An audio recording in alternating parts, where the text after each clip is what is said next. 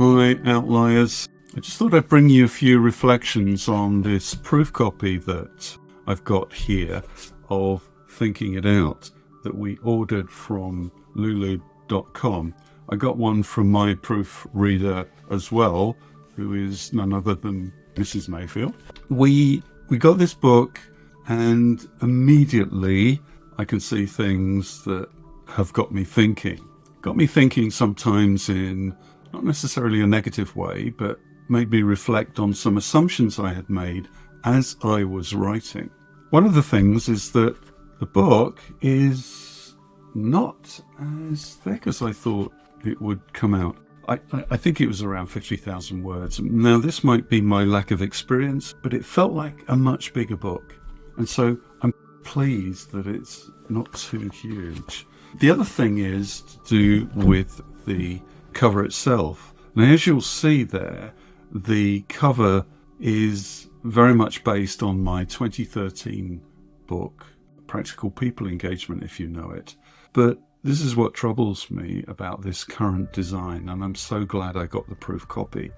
The central thesis of Thinking It Out is that we really ought to think about the process of creativity less with a factory mindset, more as an organic process. So I make the metaphor of roots going into the ground, into rich soil, branching out and interconnecting with each other through fungal mycelium.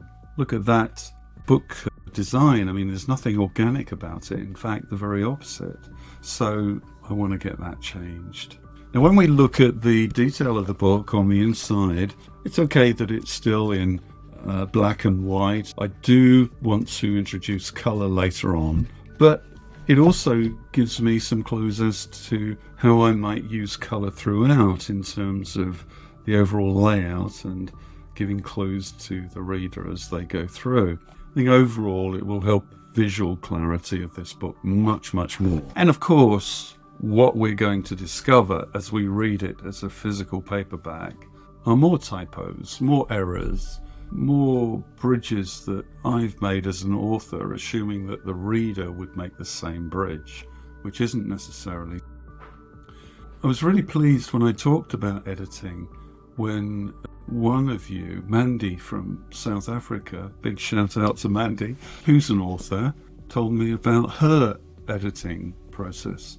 And she said she does two things. She reads her books backwards. Now, she's a fiction author, and she said that in reading her book backwards, she discovered one of her main characters had green eyes towards the end of her novel, but blue eyes towards the beginning.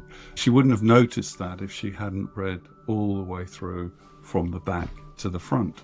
The second thing is that Mandy commends is reading the text out loud.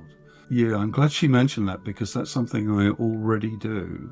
But with the tools that we have now, I'm experimenting with reading out the text as well as proofing it. So as I do read out a relatively clean manuscript, then it can then become an audiobook. Let me know if you're interested in that.